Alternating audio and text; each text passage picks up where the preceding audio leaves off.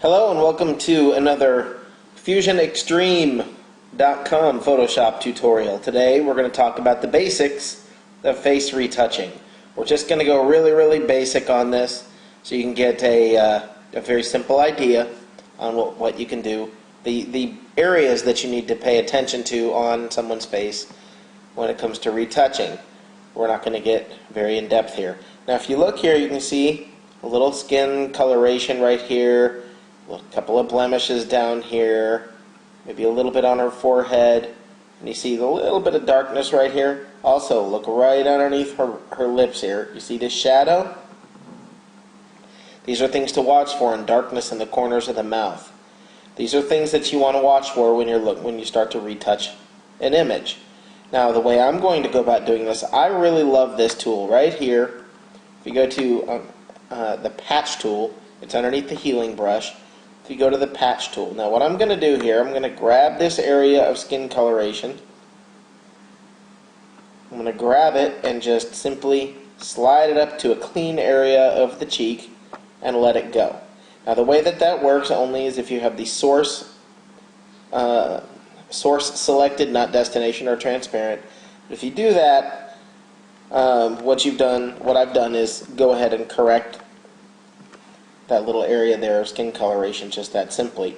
Now that's another good way. A lot of people like to use the cloning tool. The problem with the cloning tool is you're only really copying color, you're not really copying texture, and you end up with areas that look as though they're out of focus if you use the cloning tool too much. These little blemishes here, I'm going to do the same thing with the patch tool. I'm going to slide right over to an area of clean skin, let go, and look at what we have. The blemishes are gone. It's cleaned it up really nicely.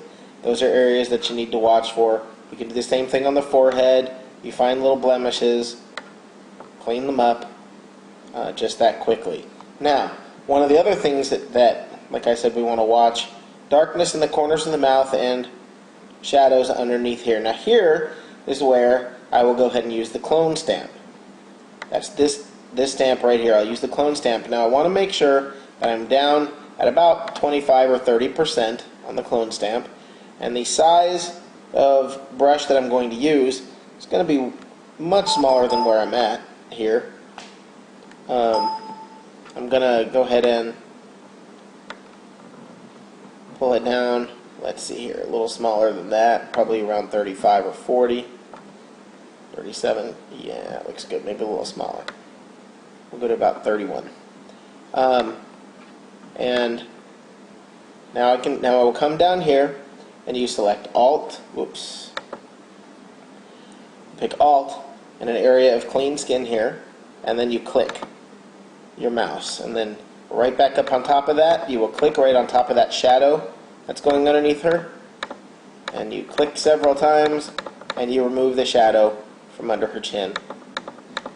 Little by little, you're going to go ahead and do that. You're going to reselect as you get over here. As you see, this skin tone is different. You don't want to be copying the lighter skin tones up over here. The skin tone is different, so I'm going to go ahead and very lightly clean that up right there.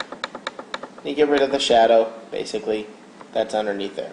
Now we do have some other little skin things. We've got this right here. You can use the cloning tool. Like I said, I prefer the patch tool, but that's that's an opinion kind of thing. Now right here, where you have the dark area under the eye, you don't want to completely remove that. Sometimes you see pictures where people have completely removed it and it just looks very fake. It doesn't look realistic.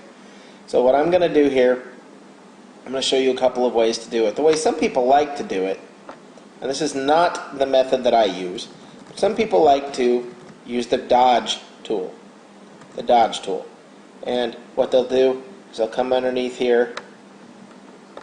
Oops. I selected the midtones. I meant to select shadows and a very low exposure. What people like to do sometimes is come through and do it this way. I don't think that's going to look as good.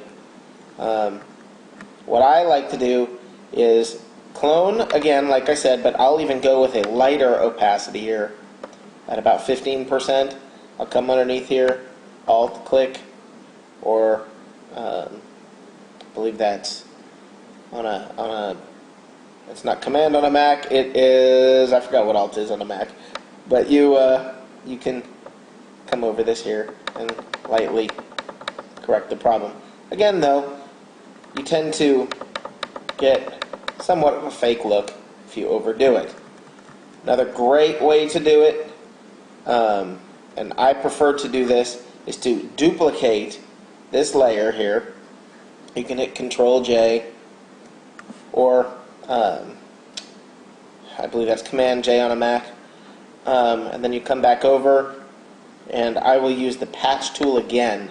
Now this is going to over exaggerate the correction, and you'll see what I'm talking about here. I'm going to over fix the problem with this.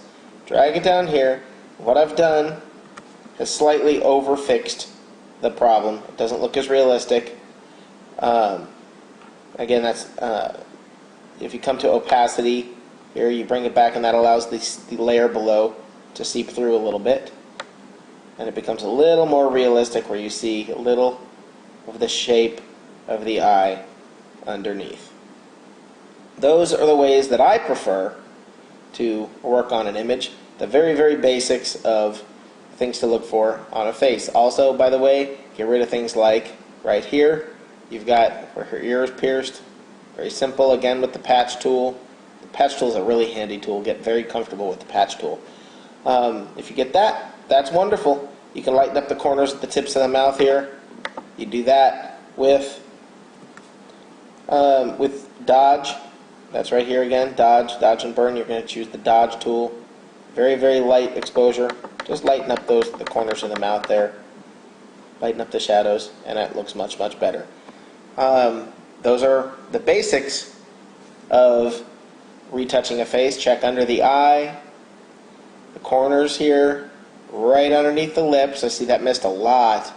I see the corner of the lips here and the corners of the mouth. Underneath the lips and the corner of the mouth, I see a lot of issues. Now, there are a lot of other things we could do here, but you're getting the general idea of these are the things that I suggest that you look for when you're retouching someone's face. Thanks for listening to this Photoshop tutorial brought to you by FusionExtreme.com.